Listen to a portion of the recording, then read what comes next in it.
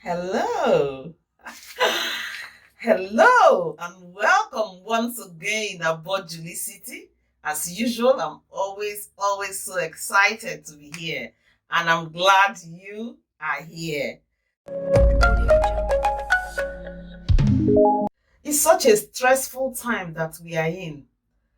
If you're in the UK or particularly in England at the moment, it's all locked down once again. We are back to lockdown and it's really hard not to stay depressed or be overwhelmed by what is going on because everyone is literally affected, the economy, our health, and all of that. Yes, some people have been closed since the last time we had the lockdown, since March. So finances are dwindling, businesses are suffering, the healthcare system is getting really seriously overcrowded with this whole corona thing.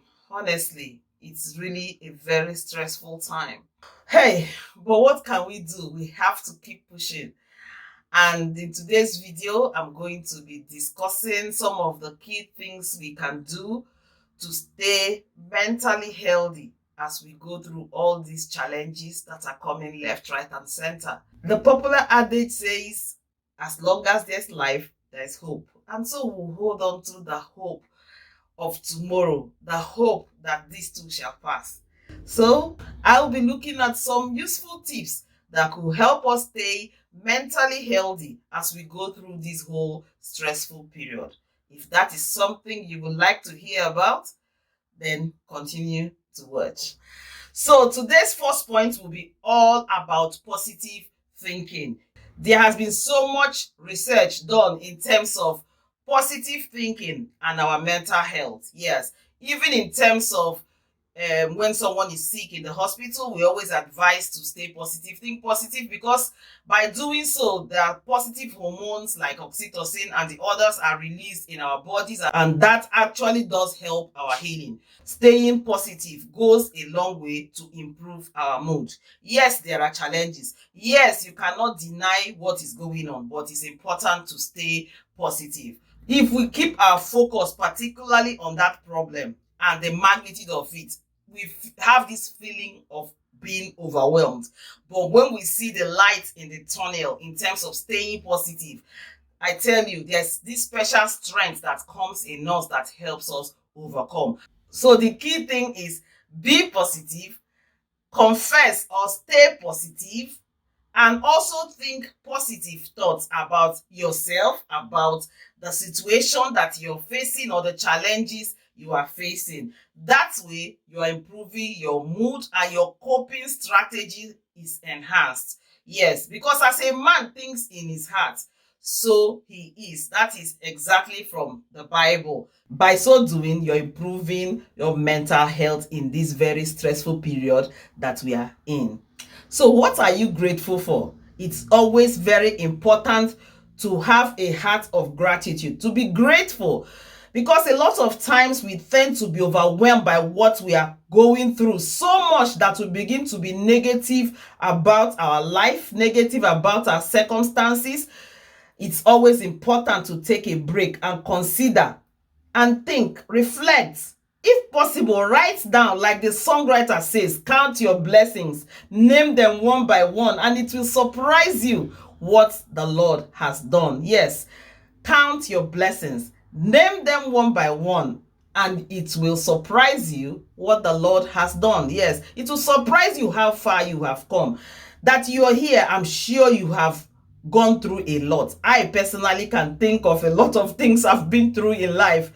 And so when you begin to be grateful and have a grateful heart, considering the times you have been victorious, considering the times you've won, you will be improving your mental health. I'm not just saying this. Yes, there's a lot of research out there that backs this, that a heart of gratitude is actually linked to your mood, actually linked to a sense of happiness, a sense of joy, a sense of self-actualization, and a sense of hope. So have a heart of gratitude. So I will ask you that question again.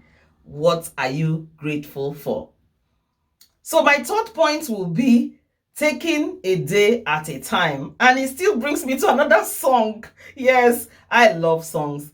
Yeah, that's not him that talks about one day at a time. Yeah, so take one day at a time. When you begin to try to sort out everything at the same time, considering everything, trying to take it all in one go, there's the possibility of getting overwhelmed, which will invariably affect your mental health. Whatever it is you're going through, please take one day at a time. Just know one thing, you're not in this alone. There's so many going through this. Just draw strength. Try not to overwhelm yourself. Let tomorrow worry about itself. Just focus on today. What you have is now. So stay focused on it and try to enjoy the moment.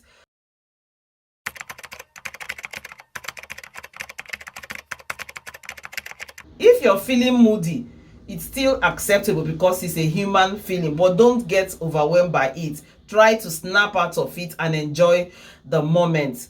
If you're stuck in the house with the kids, enjoy them. They grow up so quickly. Just relax. Take it easy. This too shall pass. We cannot underestimate the place of healthy eating. Yes, there's a tendency when you're overwhelmed or stressed to go into junk eating, comfort eat, and all of that. But remember that healthy eating has a place and a part to play with our mental health. And our mental health is vital to our whole well-being. Yes, when we are mentally unhealthy, it affects our physical health and every other aspect. It also affects our relationships as well. So that's why mental health is crucial. Research has shown that eating healthy plays a huge role in our mental health. So please don't comfort eat. As much as it sounds easy, I understand absolutely because I've been there. Healthy eating is key in keeping our mental health healthy. So pick right, choose right, eat the right foods, and stay hydrated. Our fifth point, I think, will be the place of exercising in our mental health. Yeah, if you have been one of my regulars, yeah, a subscriber or a constant viewer, you know we talk a lot about exercising. Going to the gym is valuable. However, we always say it doesn't have to be all about going to the gym. No, even 15 minutes walk a day, as shown by research, is valuable to our health, both physical and also mental. Are you surprised?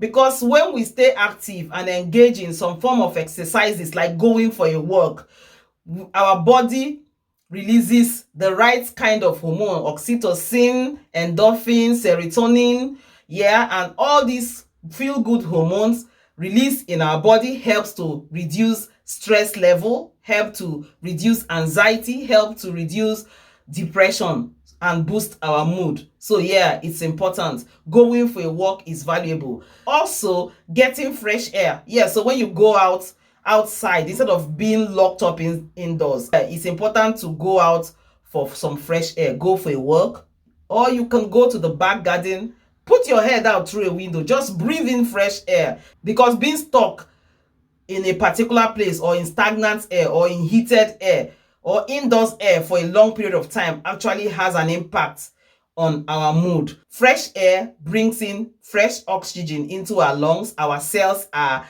properly nourished, including our brain cells, and that keeps us happy with the whole happy hormones in our system, and we feel good, we feel better, we're able to think fresh thoughts that will possibly help us find solutions to those stressful, anxious, and depressing situations. So yeah, now another point that I'll be considering is socializing. Yeah, you of course you understand that when you are in a good relationship, you feel good about yourself, you feel valued, you feel like you have a place, there's the sense of trust. So it's important that we socialize, find and build relationships, not just any kind of relationship, good relationships, healthy relationships that is built on trust and respect, mutual respect. Yes, such relationships make you feel emotionally secured,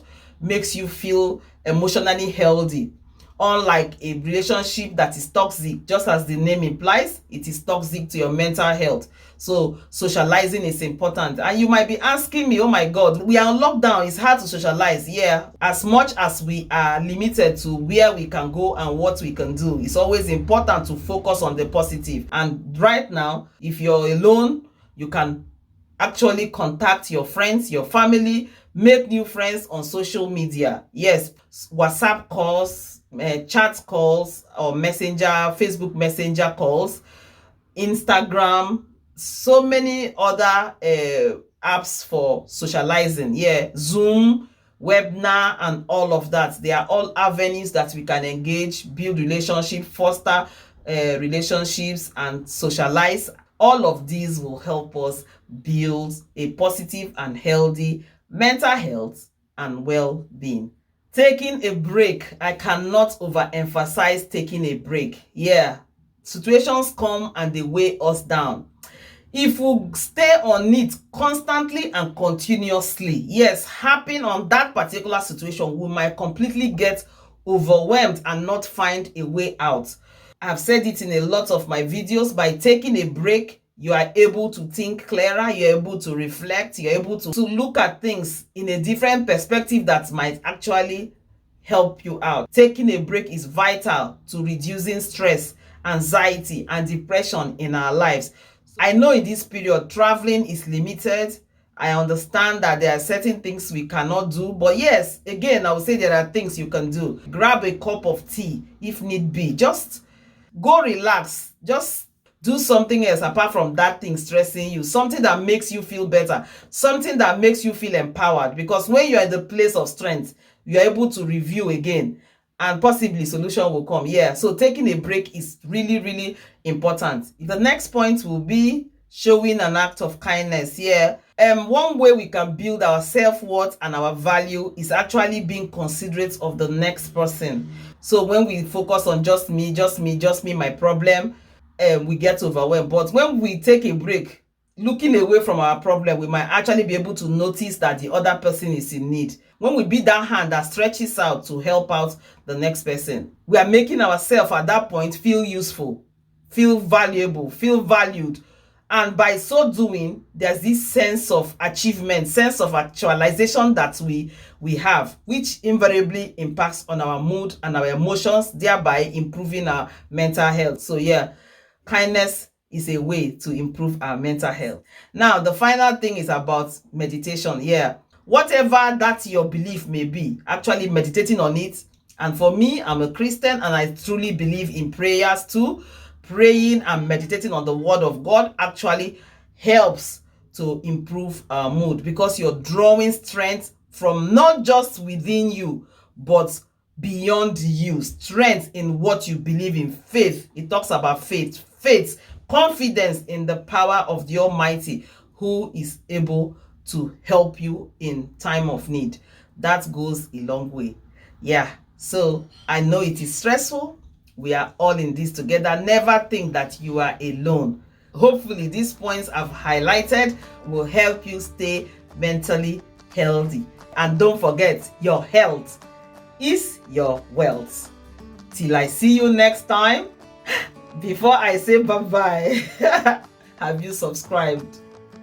Have you clicked on that red subscribe button below?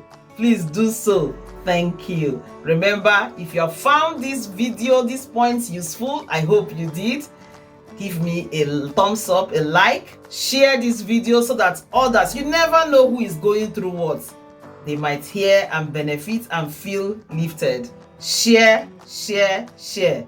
As always, I love to hear from you. So leave your comments in the comment section below. And if there are other areas you want me to touch on, click on, or points that you think will enhance what I have just listed here, please leave in the comment section below. I love to learn from you. I love to hear your opinion. And I'm sure those who will come after, who will also go through the comment section, might find your own point of view useful. So till I see you next time. Bye.